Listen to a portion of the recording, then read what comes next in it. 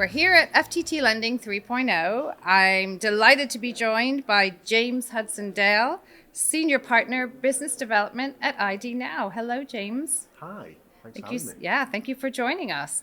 I thought we could start with you telling us a little bit about you and your role at ID Now.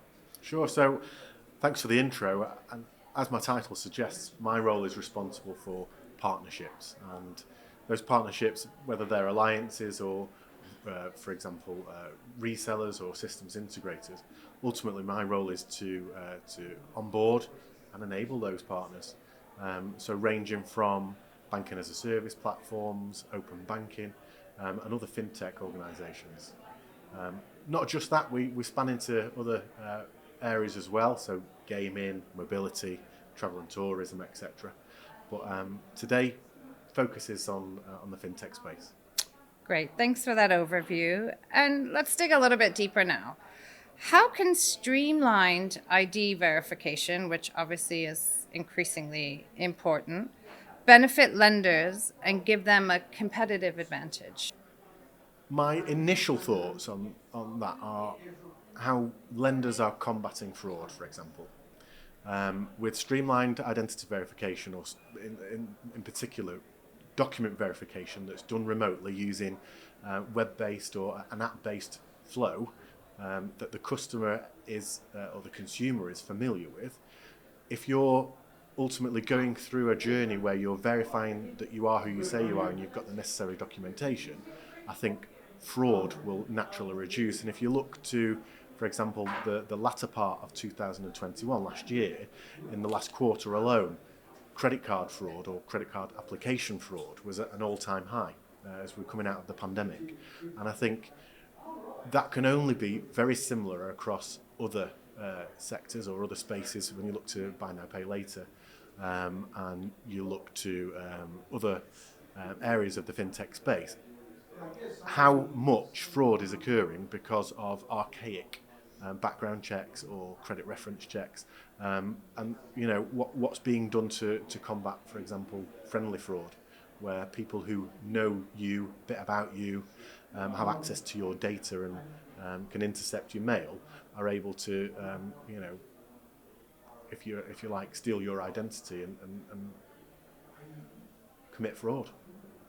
Yeah, you've raised some absolutely crucial and fascinating challenges there that need to be addressed. And I think if we can make it almost like an unambiguous user experience that's unilateral across all providers, that if you look to some regulated markets in Europe, with the likes of Germany, for example, with account opening, where the BaFin regulation calls for a certain level of assurance when it comes to identity verification, it would be really good to see something similar within the UK.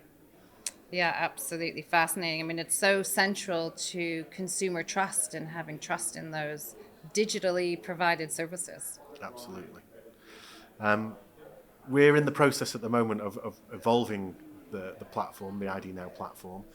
There are a number of solutions that are integral to that platform itself, with the likes of automated verifications, but we also have a large team of identity verification specialists that review documents as they come in, and the user experience is maintained. And it would be quite interesting to see a further adaptation of services like that in the UK, where we can maintain a level of assurance when it comes to onboarding, but still provide a relatively quick and seamless experience from the consumer's perspective. Brilliant. And looking ahead, what do you think is the most exciting or disruptive trend that is ahead for us in the financial services industry? I believe, for example, the way that we're, as a nation now in the UK, are embracing digital technology, that digital identity is going to be quite disruptive. And what I mean by that is, if you look to the US and what Apple are doing at the moment, which is the digital driving license in 8 states, how that will influence the fintech space globally, but also in the UK. If we look to I guess, onboarding journeys as we see them today in the bricks and mortar world, a lot of that still involves a manual process. You're required to go in and provide identity documents in person, or it involves some form of credit reference check, address verification, electoral rolls, probably a bit archaic now.